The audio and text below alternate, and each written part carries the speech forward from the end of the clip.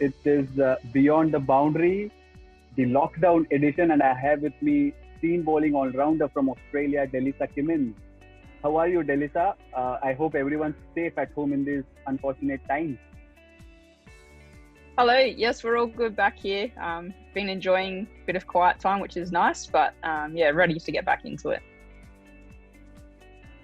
How's the situation in Australia right now? What's keeping you busy these days?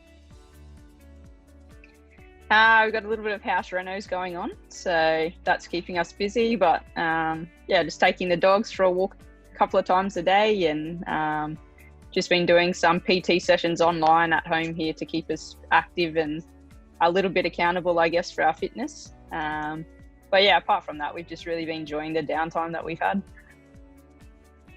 What are you up to on the fitness front? How are you keeping yourself fit, and what's that been like? Yeah, we've been doing 3 PT sessions a week online to keep fit. That's about it. I haven't really been doing anything cricket related. I've tried to really, get away from cricket as much as I can and refresh, and the body's feeling okay, but I'm sure as soon as we get into cricket skills again, it might start to go downhill again. So no, but apart from that, it's been nice to just get away from cricket and really try and freshen up. We can't really, not have any question related to the World Cup. So how's that been? Is it a thing of a past, or is it still, as fresh as it happened yesterday? Feels like it happened 10 years ago at the moment. But no, it is something. It's good to look back with. My little brother actually sends me a video of Katy Perry, her performance before the game every day. He Snapchats it to me. So that's a nice little reminder that it did happen, and it wasn't that long ago when you do look back. So yeah, it's a nice little reminder. So you were an integral part of Australia's T20 World Cup win back in 2018, and then you helped Brisbane Heat win their WBBL title in 2019, and then now this T20 World Cup win. So would you say that this is your best playing career so far? Is it the best phase in your playing career? Yeah, I think it's been the best. I guess few years has been the best in my cricket career. Obviously, it's probably the most I've enjoyed my cricket, which obviously shows the success as well. And it's nice to be part of winning teams, but I think the most important part for me is that enjoyment factor, and having belief in what I do and understanding my roles has made it a lot easier for me to go out there and perform when I've needed to. You talked about understanding your role. So how do you personally feel about your game right now? You are fairly a regular setup, especially in the T20I side of Australia. So how's that feeling about your personal game?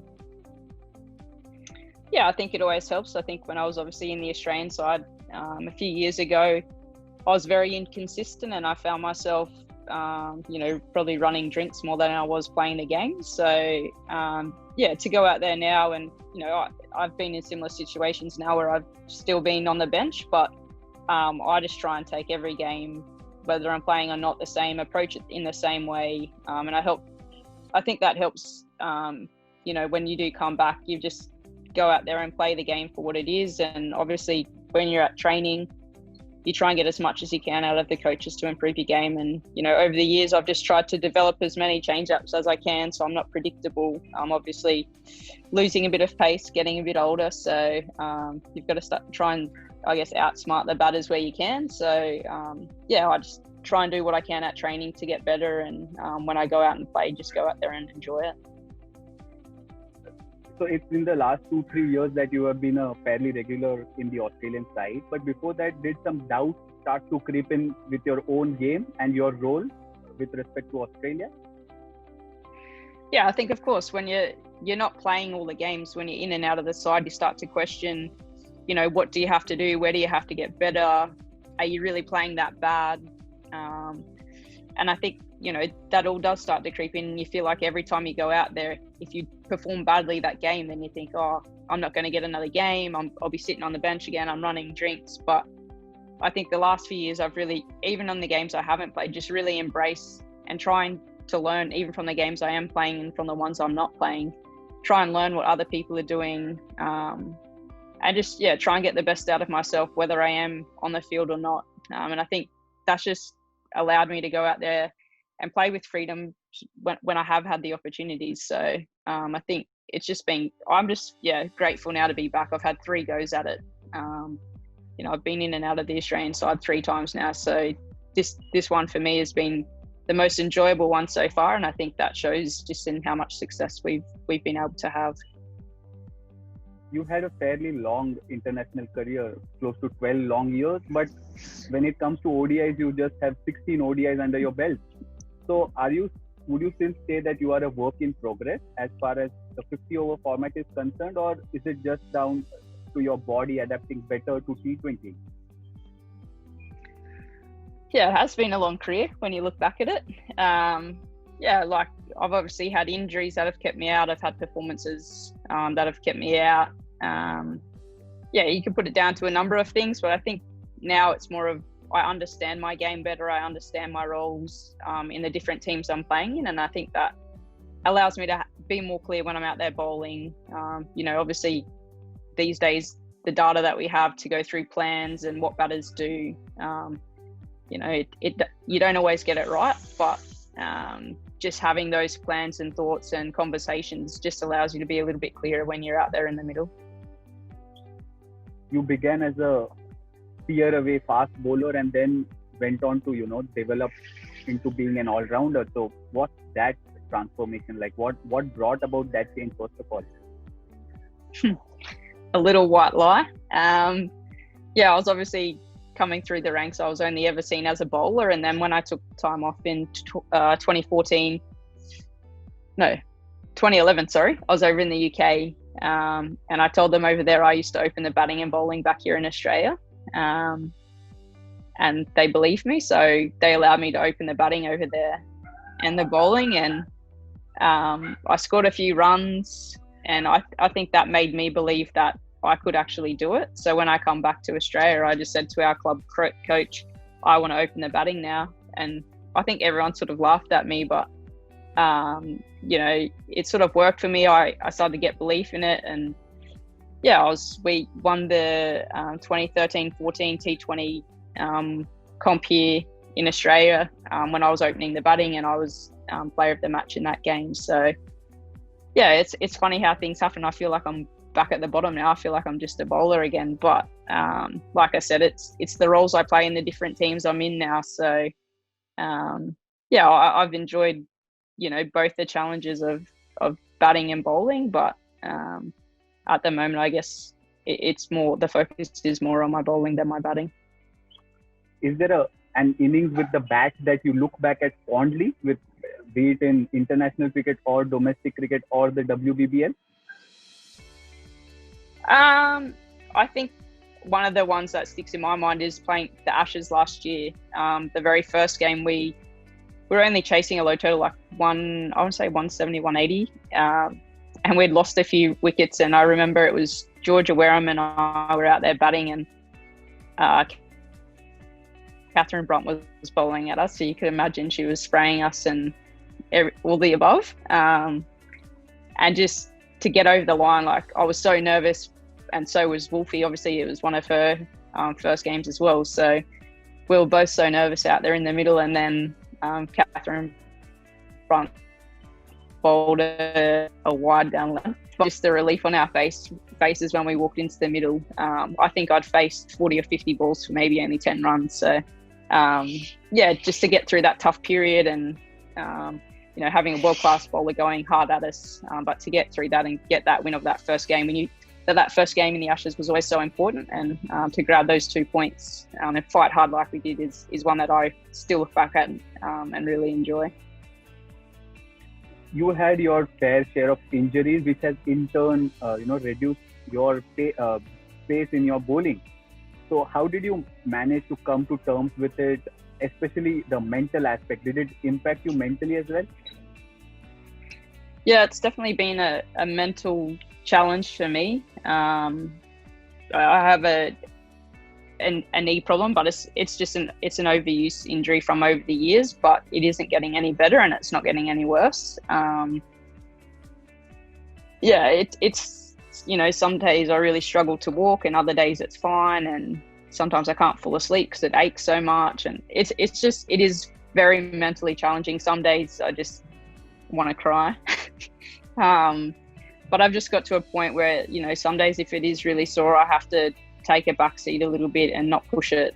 I've had to be really smart with the way I go at training and just the way I do things in the gym. I've really had to adapt to different programs. I can't do a lot of what the other girls do. Even just squatting I find difficult. So it's just being able to adapt and come up with a plan, and sometimes it feels like it's never getting any better. I'm going nowhere, but I think when you trust the process and just take an understanding that it's going to be there regardless. I always find the first 6 balls is always hello, I'm here. But then once I sort of get my head around the pain and sort of I find getting into the contest more, it distracts me a little bit more and I forget about it. But yeah, it is quite challenging. And for anyone who's obviously had injuries knows that when you can't see an end line with them, they can get you down. But at the moment, I've just learnt to deal with it and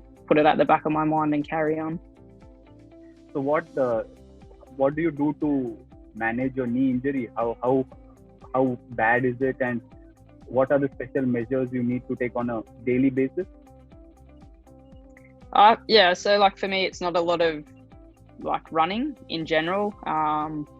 If I can get one good running session out a week and it doesn't flare up, then I'm happy with that. Otherwise, it's more swimming and bike and boxing and a bit more cross training stuff that I don't enjoy that much. But sometimes when you're in the position I'm in, you can't complain. So it's just really being smart, having days on when it's a bigger load day, really trying to push what I can, and then really giving it a few days to recover and I guess not hurt as much before we go again. So I'm very lucky. The support staff are really good with it and have a really good understanding of what's happening. So it's nice.